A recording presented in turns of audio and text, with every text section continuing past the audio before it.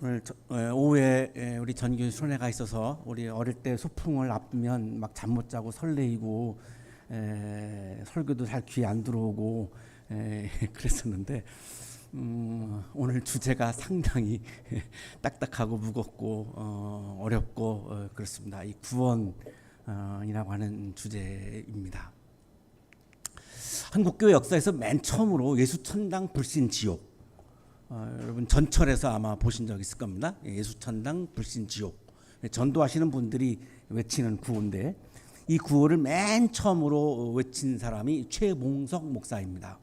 평양 시내에서 말을 타고 가던 일본 순사에게 크게 소리를 지릅니다. 예수천당 불신지옥. 그런데 이 말이 깜짝 놀라가지고 이렇게 막 뛰는 바람에 이 순사가 말에서 떨어집니다. 그러니까 이 최봉석 목사가 아주 괘씸하죠. 그래서 이제 파출소로 이제 끌고 가서 신문하고 또 이렇게 취조를 합니다. 이렇게 막 때린 거죠. 그러니까 매를 맞을 때마다 또 소리를 질러요. 이 최봉석 목사가 예수천당 불신지옥. 계속 때리면 더 세게 때리면 더 크게 소리 지릅니다. 그래서 도저히 안 되겠으니까 일본 순사가 이제 훈방 조치를 하죠. 결국은 나중에 이분이 한 30개 교회를 이제 개척을 했고, 그래서 많은 사람들이 이 최봉석 목사를 최권능 목사라고 별명을 그렇게 부르기도 했는데, 어쨌든 이 최봉석 목사에 의해서 한국교회에서는 예수천당 불신지옥이라고 하는 구호가 생겨났고, 여기에 굉장히 이 구원관이 한국교회 그리스도인들의 구원관이 또한 들어있기도 이렇게 합니다. 부인할 수가 없는데요. 자, 구원이 뭘까? 한국의 그리스도인들 중에는 내가 죽어서 천당 가는 거 이렇게 이해하는 사람들이 있습니다. 아마 여기에도 있으실 것 같습니다.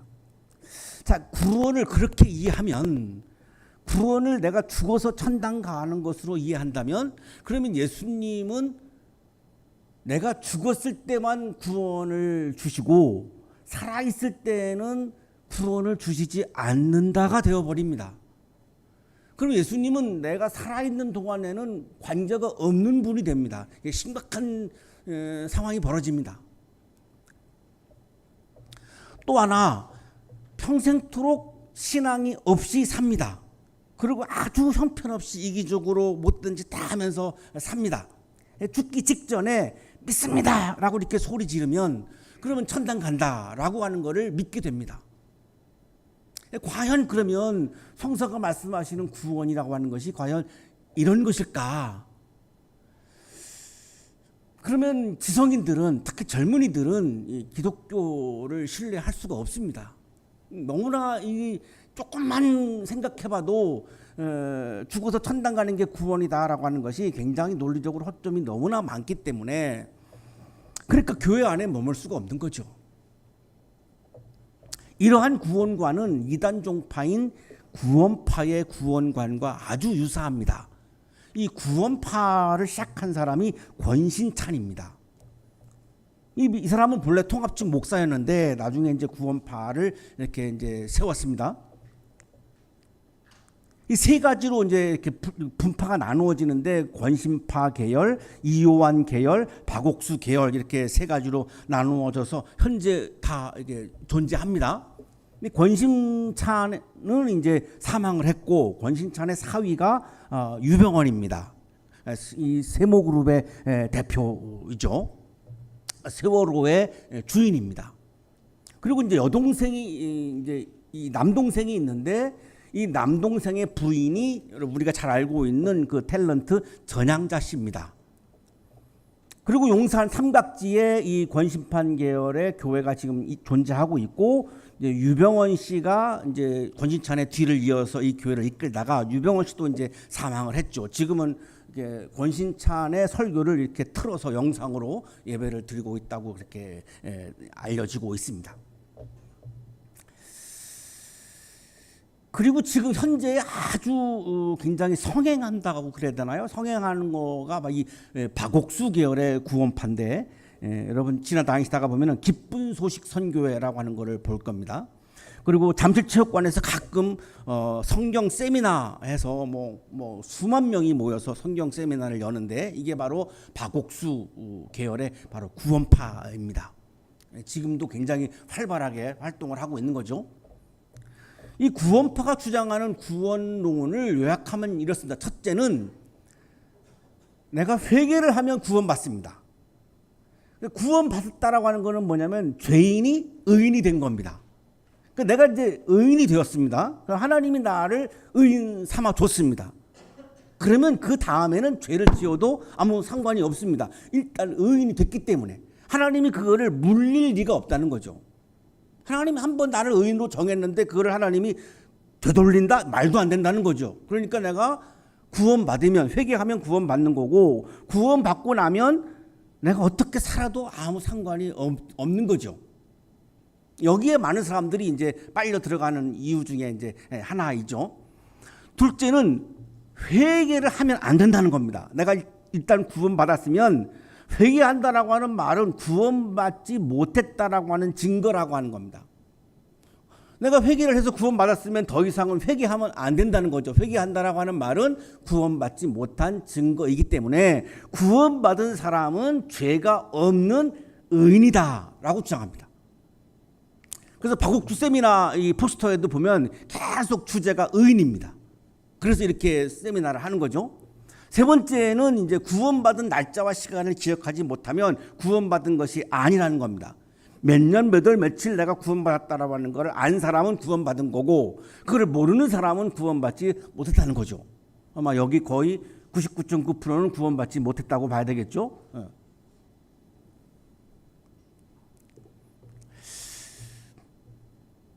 왜 그렇게 생각을 하고 주장을 할까요?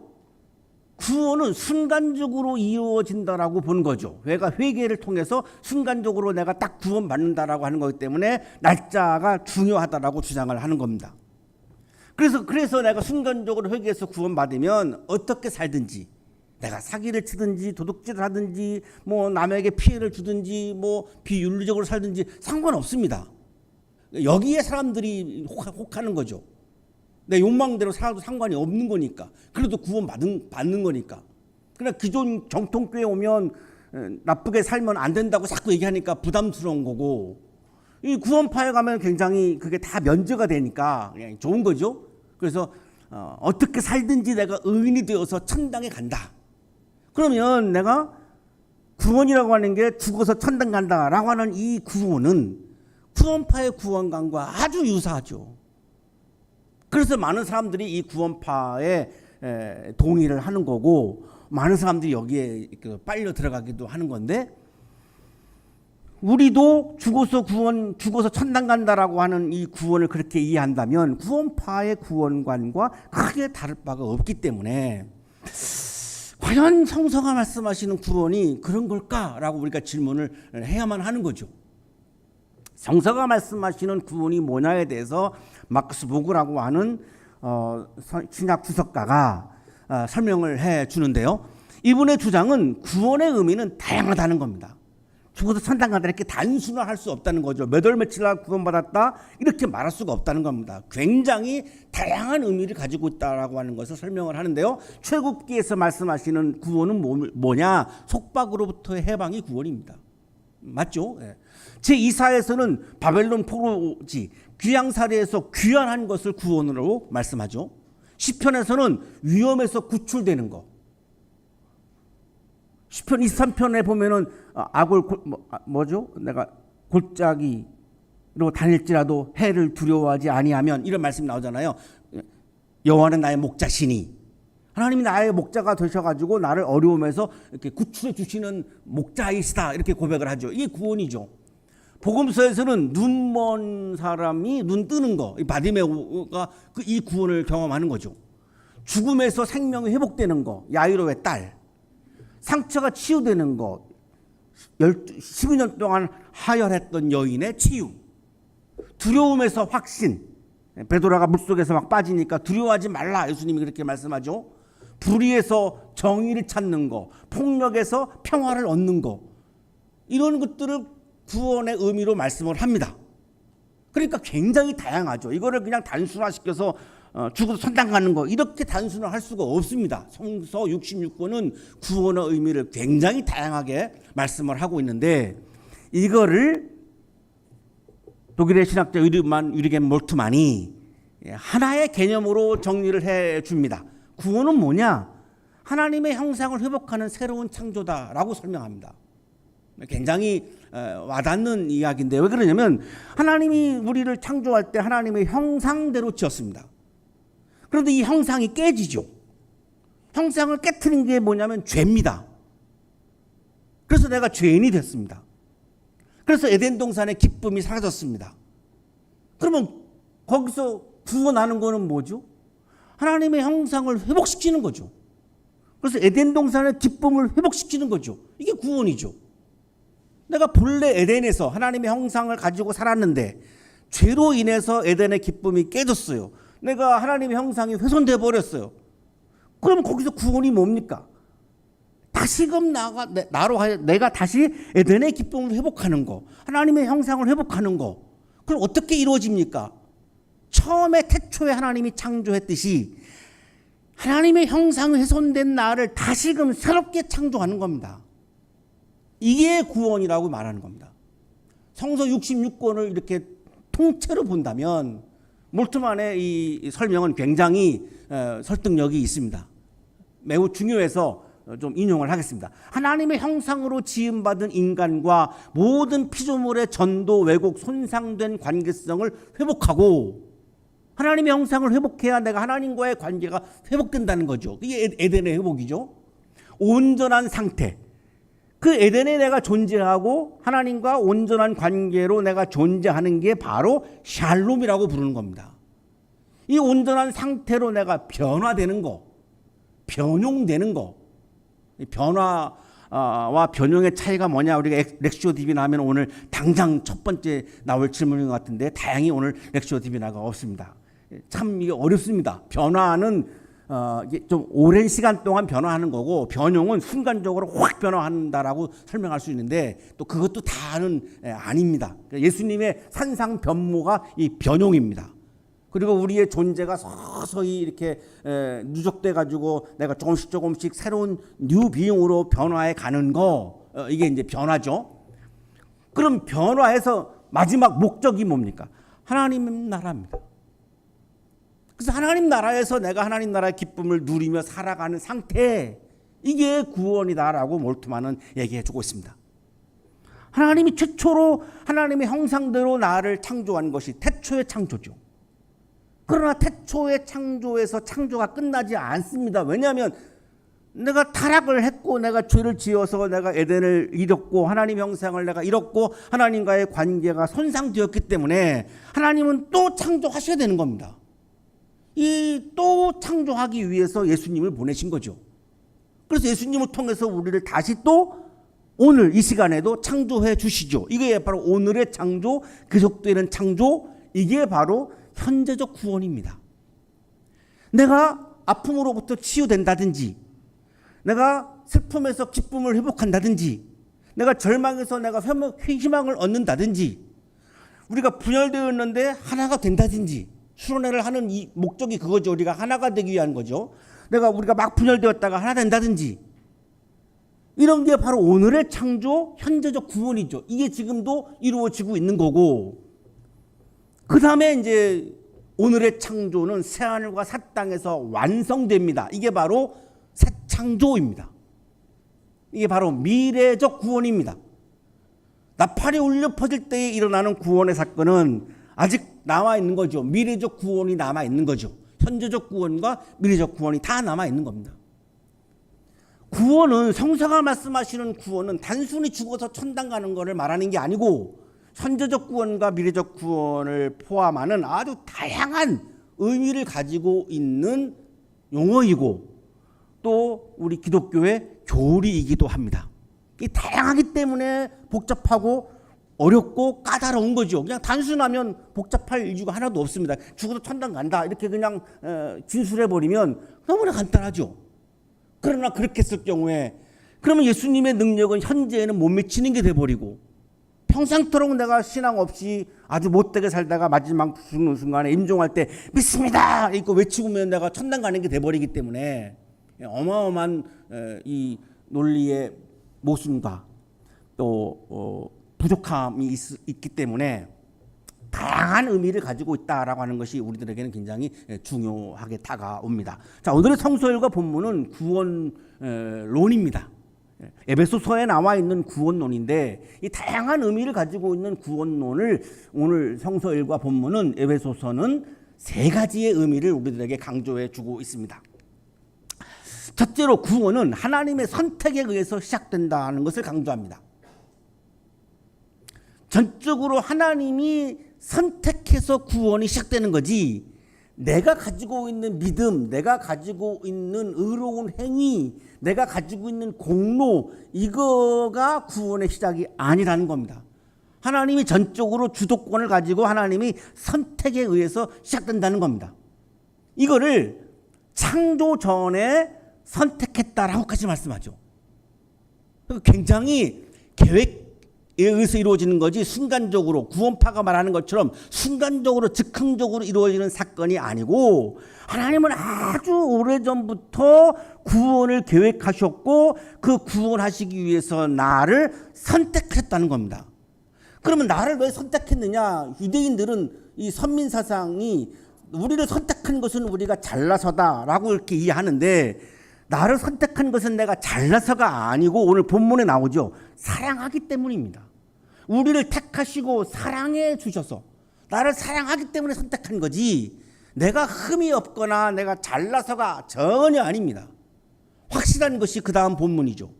왜 나를 선택하고 나를 사랑해 주시는가? 하나님 앞에서 거룩하고 흠이 없는 사람이 되게 하시려고. 흠이 많으니까. 하나님의 형상이 훼손됐으니까. 내가 의로운 존재가 아니기 때문에 나를 의롭게 하게 하시려고 거룩한 존재가 되게 하시려고 흠이 없는 사람이 되게 하시려고 나를 선택하셨고 그러면 나를 왜 선택했느냐? 나를 사랑하시기 때문에. 이거는 하나님이 자유로운 선택이고 하나님의 자유로운 결정이지 내가 가지고 있는 믿음과 내가 가지고 있는 행위에 의해서 좌우되지 않는 것이다 라고 하는 걸 강조합니다. 구원은 전적으로 하나님에게 주권이 있다라고 하는 거죠. 그래서 우리가 누구는 구원받는다, 누구는 구원받지 못한다 함부로 말하면 위험합니다. 왜냐하면 구원은 주도권이 하나님에게 있기 때문에 우리가 쉽게 함부로 그 사람은 구원받지 못해, 누구는 구원받아 이렇게 말하는 건 상당히 위험합니다. 그 사람은 뭐 어때 이렇게 평가할 수 있습니다. 그러나 거기 평가에 구원은 가급적이면 우리가 포함시키지 말아야 합니다. 이건 하나님에게 주도권이 있고 하나님의 선택이 있고 하나님의 절대적인 고유 권한이기 때문에 그렇습니다. 그래서 우리를 선택하셔서 우리를 구원하시려고 선택하신 거고 하나님의 형상을 회복시키고 그래서 하나님과의 관계를 변화시키고 내 존재를 변화시켜서 에덴 동산에서의 기쁨, 하나님과의 관계에서 오는 기쁨을 우리에게 다시 누리게 해주시려고 우리를 선택하셨다라고 하는 겁니다. 하나님이 우리를 선택한 것은 하나님 우리를 자녀로 삼으시기 위해서 5절은 이제 그런 내용인데요. 그래서 예정이라고 하는 말이 5절에 나옵니다. 이게 또 아주 복잡합니다. 여기 예정이라고 하는 말은 이제 미리 정했다라고 하는 거죠. 우리를 선택하려고 미리 정했다라고 하는 겁니다. 그럼 예정의 의미가 용어가 강조하는 것은 뭡니까? 하나님의 주도권입니다. 하나님이 예정했다라고 하는 말은 하나님이 주도적으로 선택했다는 말이죠. 왜 선택했습니까? 아까 우리가 봤잖아요. 4절에서 봤잖아요. 사랑하기 때문입니다. 예정했다라고 하는 말의 강조점은 하나님께 주도권이 있고 하나님은 우리를 사랑하시기 때문에 우리를 선택했다라고 하는 의미입니다. 자, 그런데 이 예정이 잘못 이해가 되는 경우도 많이 있는데요. 이제 그래서 이 기독교의 구원론을 크게 두 가지로 나누어집니다. 하나는 예정론이고 하나는 만인 구원론입니다. 우리나라에 많은 기독교 교파가 있는데 이 교파가 나누어지는 이유 중에 하나가 여기에 있습니다. 예정론이냐 만인 구원론이냐 이거에 따라서 교파가 많이 갈라집니다. 예정론은 하나님의 주권을 강조하는 겁니다. 인간의 믿음이나 선행은 하나님의 구원에 영향을 미칠 수 없다는 겁니다. 하나님의 절대적인 주권을 강조하는 게 예정론입니다. 이걸 자꾸 오해하는 사람들이 있는데요. 만인 구원론은 구원은 특정한 사람들에게 미리 결정될 수 없다는 겁니다. 예수님을 그리스도로 믿는 모든 사람에게 가능성이 열려져 있다는 겁니다. 이게 만인 구원론이죠. 모든 사람에게 가능성이 있다라고 하는 겁니다. 그런데 그러면 모든 사람이 구원받는 걸 하나님이 원하시는데 왜 어떤 사람은 구원받고 어떤 사람은 구원받지 못하느냐? 예정론은 특별한 사람에게 구원이 주어진다라고 하는 제한된 은총을 강조하는 거고, 만인 구원론은 모든 사람에게 가능성이 열려져 있다라고 하는 보편적인 은총을 강조하는 건데, 구원을 받지 못하는 사람이 나오는 이유는 그 모든 사람에게 구원이 주어지는데 어떤 사람은 그 구원을 받아들이는 거고 어떤 사람은 그 구원을 거부한다라고 하는 겁니다. 구원을 거부하면 구원받을 수 없는 거죠. 그래서 본인의 의지, 본인의 마음이 중요한 거죠. 본인이 안 받겠다는데 어떻게 그것이 구원이 이루어지겠습니까? 이루어질 수가 없죠. 그래서 만인 구원론은 모든 사람에게 구원의 가능성이 열려 있다. 만유 구원론도 있는데 시간 관계상 좀 생략을 하겠습니다. 자, 구원은 전적으로 하나님의 은혜로 이루어지는 사건이다. 6절에서 강조하죠. 하나님이 전적으로 주도하시는 사건이다. 하나님의 자유로운 선택이다를 강조하고, 7절에서도 역시 하나님의 전적인 은혜로, 은혜는 뭐죠? 내 믿음과 행위에 제한을 받지 않는 겁니다. 하나님의 전적인 은혜, free grace, 하나님의 자유로운 은혜입니다. 나에 의해서 영향받지 않습니다. 전적인 하나님에 의해서 우리가 죄 용서를 받는 사건이 바로 이제 구원이죠. 자, 그리고 이제 하나님이 우리를 선택하셔서 이 구원의 뜻, 신비한 뜻을 우리들에게 알려주신다라고 하는 내용이 이제 9절의 말씀인데, 자, 두 번째 구원은 그리스도 안에서 그리스도를 머리로 하나가 되는 것이다 라고 말씀하죠. 자, 구원은 그리스도 안에서 그리스도를 머리로 하나가 되는 것이다. 이 말씀의 의미는 그리스도를 머리로 우리가 하나가 된다라고 하는 말은 하나님이 통치하시는 하나님의 나라가 이루어진다라고 하는 의미입니다. 자, 내가 머리가 되면 내 나라인 거죠. 예수님이 머리가 된다라고 하는 말은 하나님의 나라인 겁니다. 이 하나님의 나라를 이 땅에서 경험하는 것이 구원이다라고 10절에서 말씀하는 겁니다. 당시에 예배소서에 살고 있던 사람들은 로마의 식민지에서 로마 황제가 다스리는 로마의 나라에서 살았습니다. 이들의 소망은, 이들의 꿈은 로마의 식민지로부터 벗어나는 겁니다. 그게 이들이 바라는 구원입니다. 로마의 속박으로부터 벗어나는 것이 구원이죠. 그들에게 절박한 구원이죠. 거기다가 아무리 다른 구원을 얘기해봐야 그 사람들한테 귀에 들어오겠습니까? 지금 로마의 식민지인데, 노예인데. 그러면 노예로부터 벗어나는 길은 뭐겠습니까? 로마 황제가 다스리는 나라가 아니라 하나님이 다스리시는 하나님의 나라가 도래해야 로마의 노예로부터 벗어날 수 있죠. 이거를 예수 그리스도를 머리로 삼는 모두가 하나가 되는 통일된 나라, 이렇게 지금 말씀하고 있는 겁니다. 이게 바로 몰트만이 얘기하는 오늘의 창조, 오늘의 구원이죠. 이게 바로 하나님의 나라가 이 땅에 이루어져서 여기에서 지금 여기에서 내가 하나님의 나라를 경험하는 겁니다. 그게 바로 구원이죠. 우리가 수련회를 하는 목적은 하나님의 나라를 지금 여기에서 경험하려고 하는 겁니다. 평상시에 우리가 교제를 잘 할 수가 없기 때문에 수련회를 통해서 우리가 지금 여기에서 이루어지는 하나님의 나라, 교제를 통해서 하나님의 나라를 경험하기 위한 거죠. 이게 바로 구원이죠.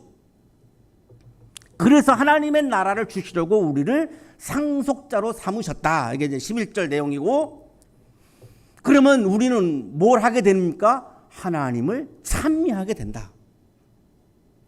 내 나라를 추구하는 사람은 나를 찬미합니다. 나를 높이고 싶죠. 그러나 하나님의 나라를 받아들이는 사람은 나를 높이지 않고 하나님을 높이고 하나님을 찬미하게 됩니다.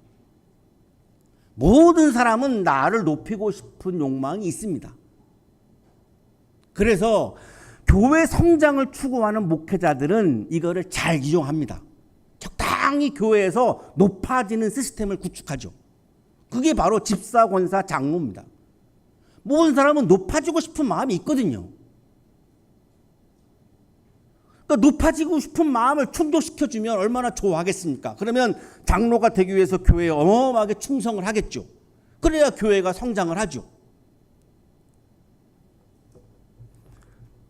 그러나 영성을 추구하는 목회자들은 높아지려고 하는 이런 시스템을 절제합니다.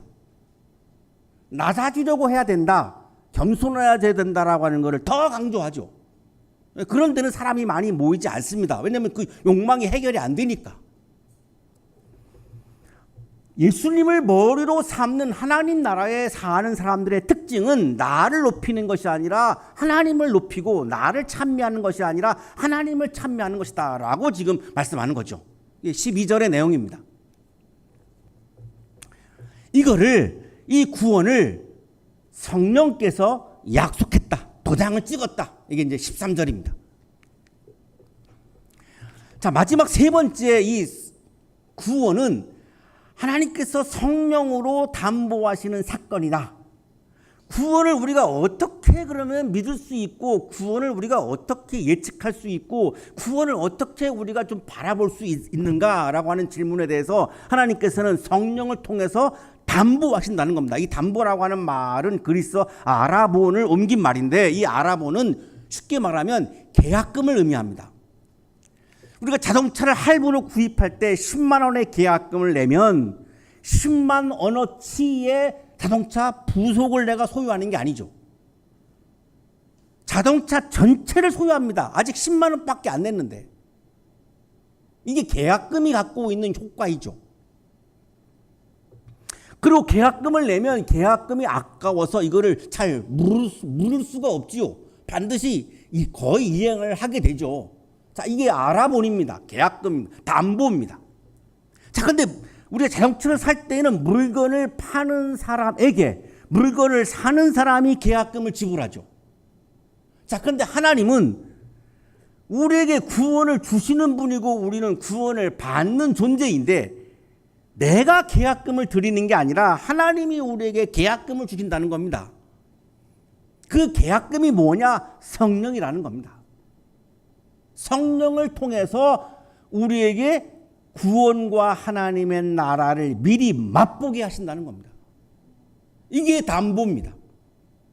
하나님의 나라와 구원을 우리가 어떻게 느낌이 있어야, 우리가 어떤 경험이 좀 있어야 이거를 우리가 믿는데, 아직 이루어지지 않은 구원의 경우에 우리가 알 수가 없어요. 그래서 하나님께서는 성령을 통해서, 내가 성령이 충만하면 하나님 나라의 기쁨이 충만하게 되죠. 내가 성령이 충만하면 내 존재가 바뀌죠. 내가 성령이 충만하면 하나님의 형상을 회복하죠. 내가 성령이 충만하면 나를 높이지 않고 하나님을 높이게 되죠. 자, 이런 사건들을 통해서 이런 게 구원의 기쁨이구나를 우리가 경험할 수 있다는 겁니다. 그래서 우리들에게 성령을 보내주신다는 겁니다.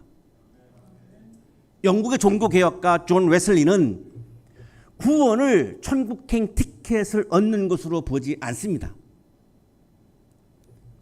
구원은 몰트만의 주장과 아주 유사한데요. 하나님의 형상을 회복해서 새로운 창조에 참여하는 것이다 라고 설명을 하면서, 이분의 강조점은 구원은 순간적인 사건이 아니라는 겁니다. 구원파에서 주장하는 것처럼 내가 순간적으로 내가 회개하면 의인이 되어서 내가 무조건 천당에 간다, 이것이 아니라는 겁니다. 몇 월 며칠 날 내가 구원받았다, 이게 아니라는 겁니다. 선행 은총, 나의 믿음과 나의 행위에 앞서서 하나님이 세상을 창조하기 이전부터 미리 우리에게 은혜를 주셔서, 선행 은총을 주셔서 내가 믿음을 갖게 된다는 겁니다. 하나님의 은혜로 내가 믿음을 갖게 되는 거지 나의 노력으로 믿음을 갖는 것이 아니라는 겁니다. 아마 지금 여기에도 나에게 믿음이 있다라고 생각하시는 분들이 있을 수 있고, 난 아직도 믿음이 없어요라고 고백하는 분들이 있을 겁니다. 그게 왜 그러면 똑같이 예배에 참석하는데 왜 다를까요? 그게 하나님의 은혜를 받아들인 사람은 믿음이 생기는 거고, 하나님의 은혜를 아직 깨닫지 못하고 내가 받아들이지 못하면 내게 믿음이 생길 수가 없다는 겁니다. 이게 선의 은총입니다. 하나님의 은혜에서 내가 믿음이 갖게 되죠. 자, 믿음을 갖게 되면 그 다음에 이루어지는 사건이 칭입니다. justification. 내가 죄인이지만, 아직도 내가 죄된 존재이지만 하나님이 나를 봐줘서 사랑하셔서 긍휼히 여겨서 그래 너 의로운 존재야 이렇게 여겨주는 겁니다. 내 존재 자체가 의인이 아닙니다. 하나님이 나를 의롭다고 여겨주는 거죠. 이게 칭입니다.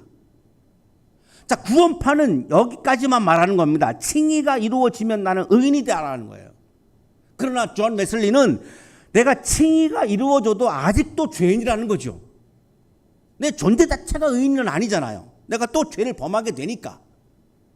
그럼 어떻게 되느냐? 그래서 sanctification, 성화가 중요하다고 강조하는 겁니다. 칭의는 믿음으로 이루어지는 거고 성화는 사랑으로 이루어진다는 겁니다. 여기서 사랑의 실천이 나오는 겁니다. 그러면 사랑의 실천은 구원과 직결되는 거죠. 많은 그리스도와 목회자들은 이거를 거부하는 겁니다. 오직 믿음으로만 구원받는다라고 주장하는 겁니다. 그러면 구원파의 구원론이 되어버립니다. 우리 학교의 설립이념이 깜짝 놀랄 만한 설립이념이에요. 여기 이 믿음은, 칭의는 믿음으로 이루어지지만 성화는 사랑으로 이루어지는 겁니다. 내가 계속해서 매일같이 내가 사랑을 실천해야 내가 거룩해지는다라고 하는 거죠. 성화가 이루어진다는 거죠. 끊임없이. 그러다 보면 마지막에 가서 그리스도인의 완전, 내가 완전한 존재가 된다는 것이 아니라 몰트만이 얘기한 것처럼 하나님의 형상을 회복해서 에덴의 기쁨을 회복하게 된다는 겁니다. 이게 그리스도인의 완전입니다. 그러면 그리스도인을 완전하게 하는 것은 뭐죠? 믿음과 사랑입니다. 이거를 서신서에서는 어디죠? 사랑으로 역사하는 믿음 이렇게 말씀합니다. 바울은 사랑으로 역사하는 믿음. 그냥 믿음이 아니에요. 사랑으로 역사하는 믿음이에요. 그러면 내가 끊임없이 사랑을 실천해야 되는 거니까 기나긴 여정이고 순례가 구원의 과정이다. 이렇게 존 웨슬리는 설명하는 겁니다. 구원파의 구원과는 굉장히 다르죠.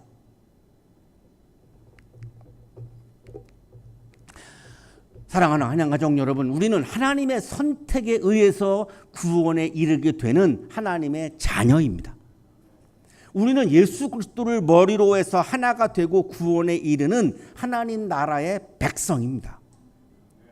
하나님께서는 성령을 통해서 우리에게 구원을 담보해 주시고 미리 경험하게 해 주십니다. 오늘의 창조를 통해서 하나님의 형상을 회복하고 새로운 창조를 통해서 하나님의 나라를 경험하는 구원의 기쁨이 가득한 여러분의 삶이 되기를 간절히 축원합니다.